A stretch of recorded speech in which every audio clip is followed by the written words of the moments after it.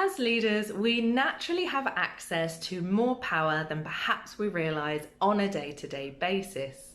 And when we don't utilise that power to create inclusive environments where everyone feels like they belong, we miss out on many opportunities where we can be truly inclusive.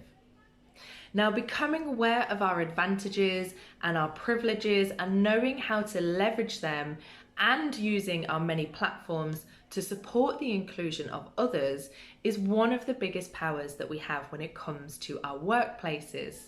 Now, this is especially true if we're a senior team leader or if we're leading a very large team. Now, self-reflection, becoming more self-aware and understanding where our privileges and our advantages that come with our role come from can really help us to become truly inclusive leaders.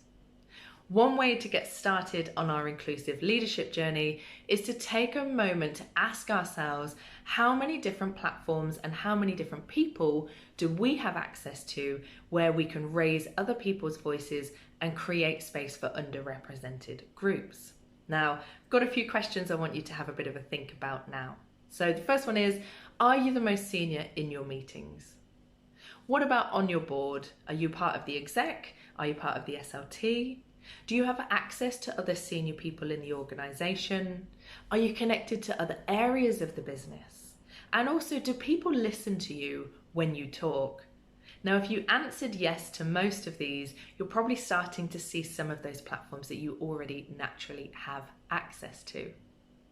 Now, if we start to see them, we can start to think about the privileges, we can start to think about how to create space for other people from maybe underrepresented groups, and we can start to get to grips with how to really create that movement up the scales and really helping other people.